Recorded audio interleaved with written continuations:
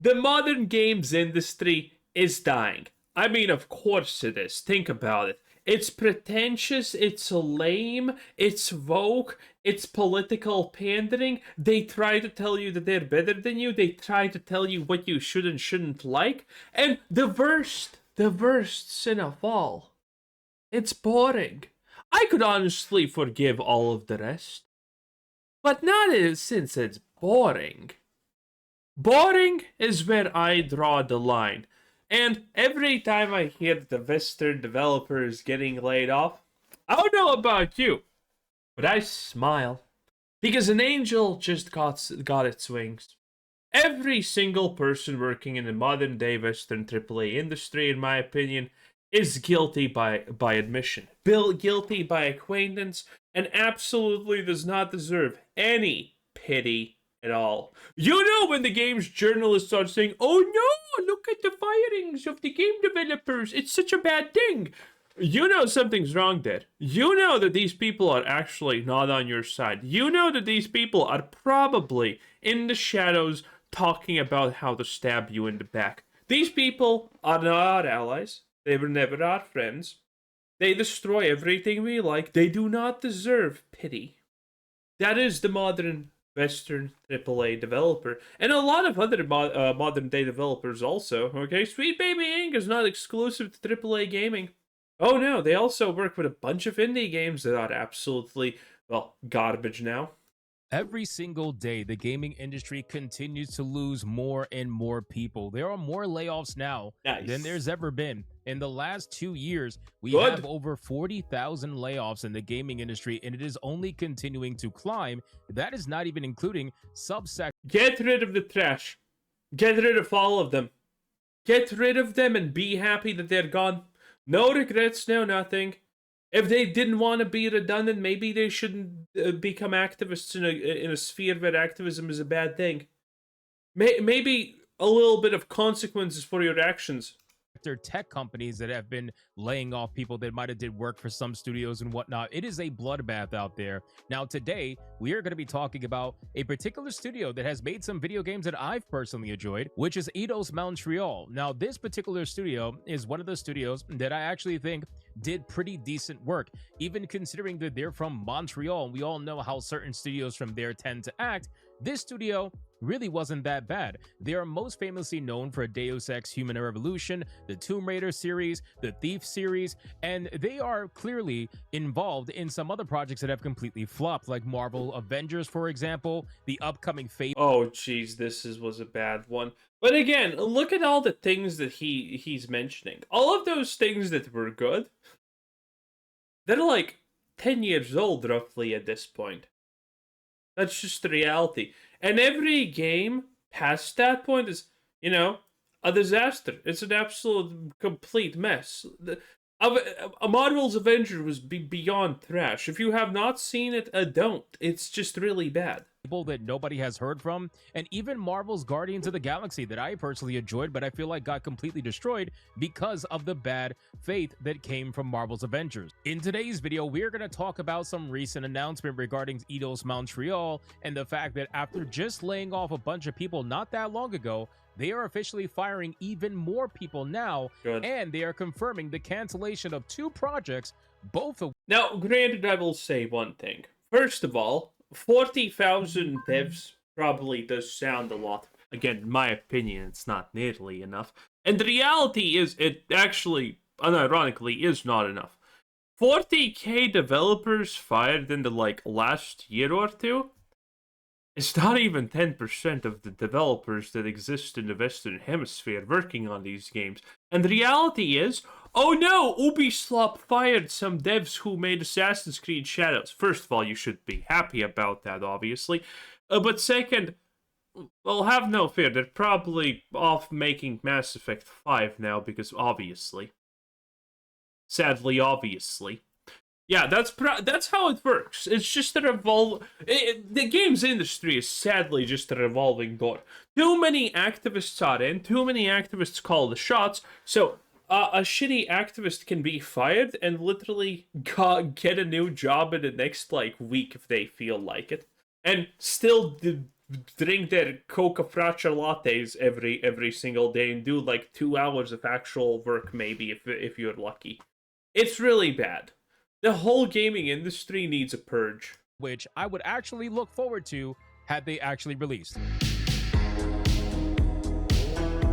That just sucks. Let's talk about Eidos Montreal. So this particular developer, as I mentioned earlier, just to give you guys a little bit of a history so we could catch up on all of this, they are the ones who were behind, either completely or partially, they were behind Deus Ex Human Revolution, which I personally enjoyed. It's probably one of my favorite Deus Ex games. We also have Tomb Raider, the initial reboot, which was basically supportive development for Crystal Dynamics, and they were all working under Square Enix at the time before they got bought out by the Embracer Group. They also made the Thief video game that I personally enjoyed. We also have Rise of the Tomb Raider, and again, I know how some people feel about the modern day Tomb Raiders, but I actually didn't dislike them. I actually liked the modern day Tomb Raiders for the most part. I thought Lara Croft was pretty decent overall, and they were basically Uncharted just with Lara Croft, but still. Dude, people complain about that Tomb Raider game, but the reality is, if any Tomb Raider game was released in like the last 2 years, holy, it would be.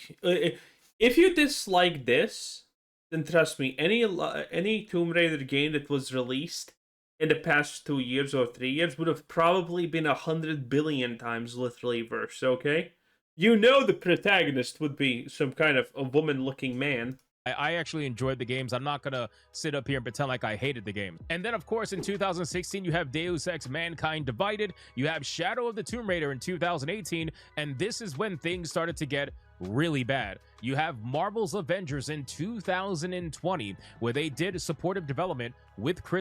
I mean, the big one I'm in front. Look at this. It's Fable. Oh no.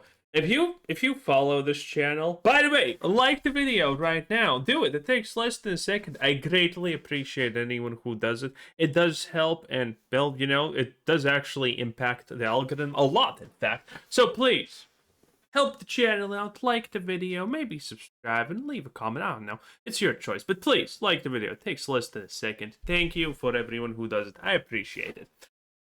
But man, Fable is gonna be the worst by far. Listen, boys, it's not even gonna be close. Fable looks like complete garbage.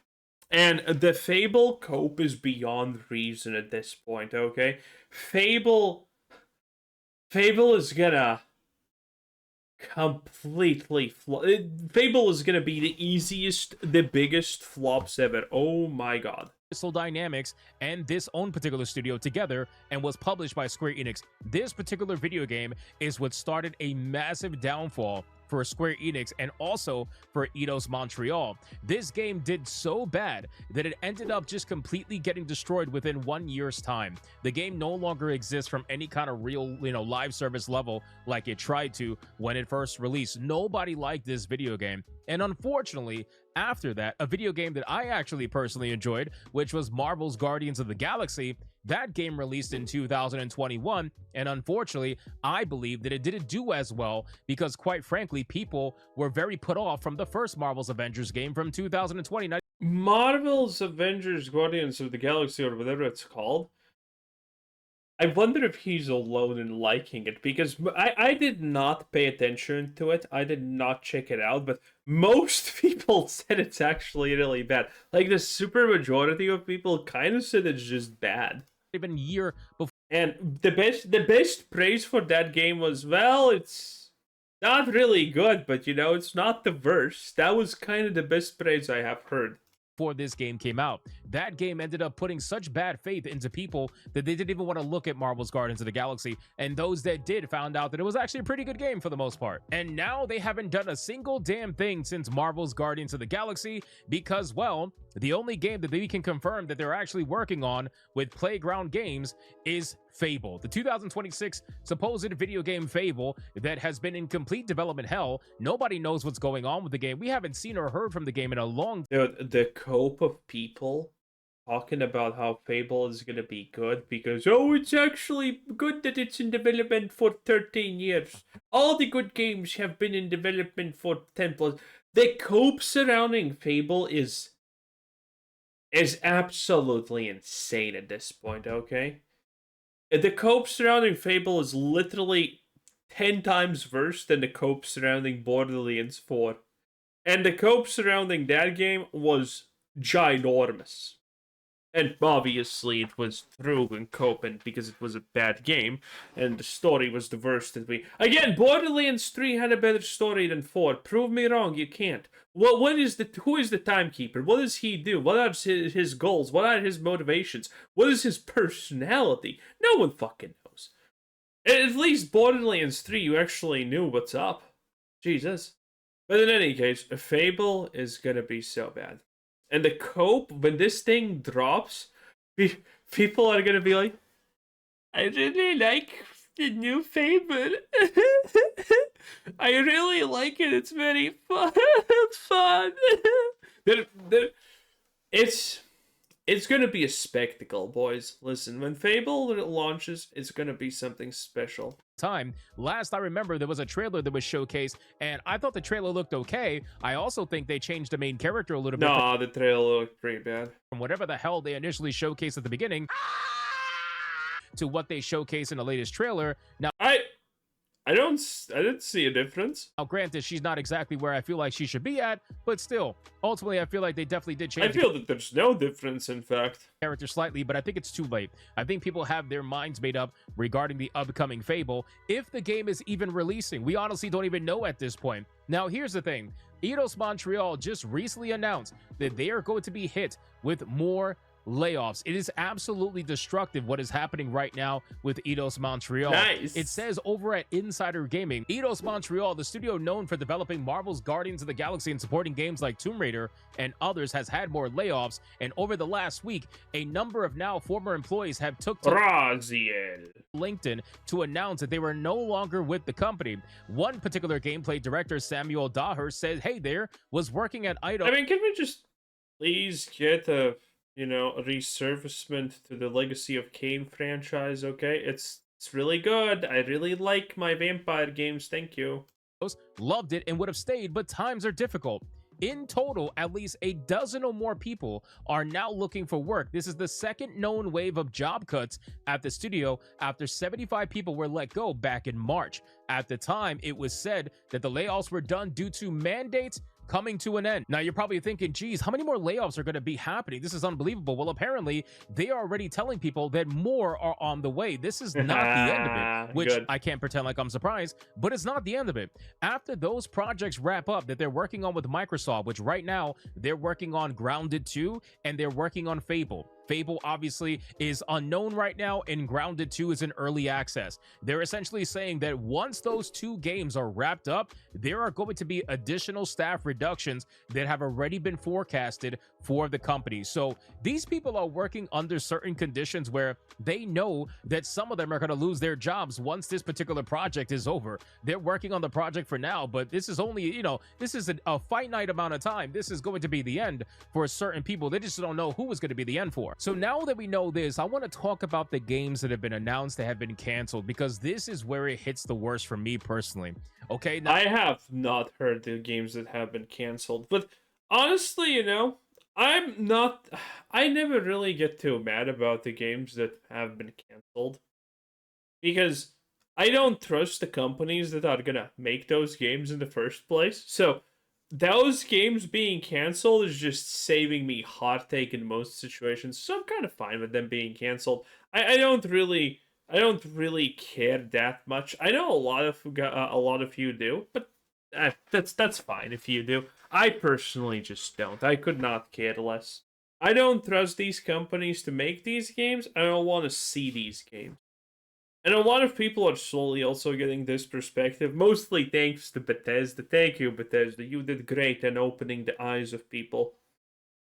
when it comes to Eidos Montreal, you can think what you want to think about the studios. That's perfectly fine. Recently, there was a Legacy of Kain remaster that has come out that surprisingly did very well. It actually sold better than they ever forecasted that it would actually sell. But unfortunately, it didn't seem like it was enough. And what I'm about to talk to you about is probably going to piss you off as a gamer. It damn sure pissed me off because I'm sick and tired of live service video games getting the decision in their favor above other single player games that most gamers probably would have preferred. prefer. What am I talking about? Well, apparently, with this recent round of layoffs, there has also been a revelation that they have canceled multiple video games, 2 in fact, that I would have been personally looking forward to. The first one is a rumored revival for Legacy of Kain, the series, according to the resumes of the former employees who... I mean, let's be honest, all of us saw it considering what's in the background. Got fired. According to the resumes via Cat Statue on Reddit and Real Redact on Twitter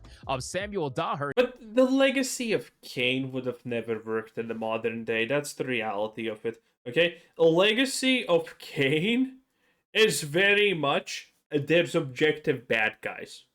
And they're not even actually objective bad guys because everyone's kind of an asshole anyway. And something like this is just never gonna work out in the modern day, okay? Being the bad guy or adjacent to the bad guy in modern day games it's just not happening. It just doesn't happen. Oof. Gameplay director at Eidos Montreal, and Stuart Wheeler, associate design director at Eidos Montreal. The studio had some layoffs a week ago alongside the cancellation of several projects. Among the latter was a dark fantasy action role-playing game that was focused on reviving an established vampire IP, suggesting that it was likely planned as a revival of the Legacy of Kain series. Son of a bitch! And Again. I do not trust at all, in the slightest, that type of game being made by these devs. I just don't.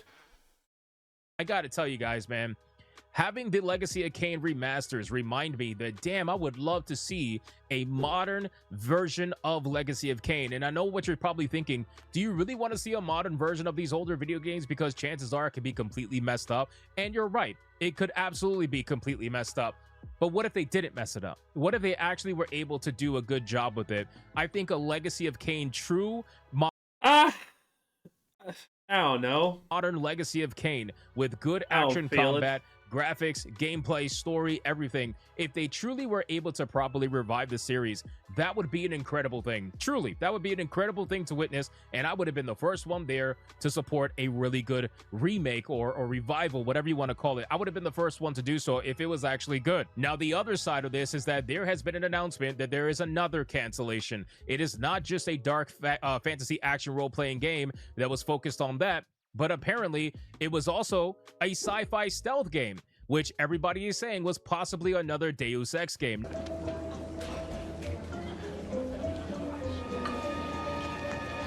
Yep, I mean, listen, if we can't trust them to, if I don't trust them to make a Legacy of Kain role-playing game, I'm not trusting them a Deus Ex game, okay? The last expansion for Deus Ex was kinda ass. Now, I'm not a Deus Ex guy myself, but I mean, nah, it's just not happening. What? You son of a bitch. Now, dude, I gotta be honest with you. I would love a new Deus Ex game, but to be quite frank, I just have completely forgotten about that IP. Not that it's not amazing, because I do have fun with it. I truly do, and I loved the Deus Ex games. However, I just have to admit that it's been such a long time that I've completely stopped caring. The last Deus Ex game that actually released was all the way back in 2016, and that was Mankind Divided, which was an okay game for the most part, but still, it's been a long time. Was it an okay game, though? Was it an okay game? I'm not sure about that. Most people said it was extremely underwhelming. Or is that the expansion? I don't remember what's the original game's name and what's the expansion's name. But the expansion was like, nah, not really good. The expansion sold so poorly, it kind of ruined the franchise, actually. Guys, what is it, almost 10 years at this point since we've gotten a Deus Ex game? So, you know, I would have loved to see a revival, of course. I would have loved to see a new version, of course. But at this point, I just don't think I would be, you know, very caring at this point. Also, keep in mind, guys, this is now them working with Xbox Studios. They no longer work with Square Enix. They are basically owned by the Embracer Group now. So and Square Enix ended up selling Eidos Montreal to the Embracer Group for very cheap. Embracer Group ended up buying this studio for around $300 million. That is extremely cheap. Nobody wanted to bid on this particular studio, and one of the main reasons why is because, quite frankly, they just weren't making money. Even though the Lara Croft games sold pretty decently, at the end of the day, they were extremely expensive to make, just a little bit too expensive to make, to the point where they just did, at this point, they just lost money from the sale, flat out. And Square Enix was getting rid of their Western studios. That's when it basically started. They were getting rid of their European division, and that kind of went along with it. If you look at this screenshot here showcasing the earnings performance for Crystal Dynamics back in 2019, 2020, and 2021, you can clearly see that the revenue and the expenses are damn near the same. These companies were clearly not making that much money. Now, Eidos Montreal was making decent money in 2019, but unfortunately, the cost started to rise more and more and more until eventually they flatlined and it completely just died off. So of course they were going to get sold off. Square Enix was not going to want to stick with this company because, quite frankly, they just weren't making them money. They might have had established IPs. They might have had, things that were popular within gamers, right? Between Deus Ex, even Lara Croft. Not so much maybe Thief. Thief is a little more niche because it's a stealth-oriented game, but still, it did fairly well. Thief is niche, but it is a cult classic. And people do like Thief, myself included. I think that they got it for a steal, and ultimately they were banking on the fact that they could make these Western video games into something really big from Square Enix, and they bought them out. And now, unfortunately, it seems like things are not looking good because they've gotten multiple failures left and right. And not only that, the development help behind Fable is costing them an immense amount of money. I really don't know if Fable's going to come out. You guys can let me know in the comments down below, but I truly don't believe Fable is going to come out when they say it's going to come out. I think it's going to get pushed to 2027. I don't really think it's going to come out in 2026, but I guess time will tell. Now, here's where we get pissed, okay? Here's why I get pissed anyway. So looking at this particular list, you're going to see list of canceled Eternal projects at Eidos Montreal. The dark fantasy action role-playing game focused on reviving the established vampire IP with a design emphasis on melee combat and parkour. A sci-fi stealth game, possibly a new Deus Ex game. But you know what they didn't cancel? Fable. I was actually going to say that. The fact that they canceled all of this, but they haven't canceled Fable. Again, when these games got canceled, by the way, it was Xbox's canceling spree.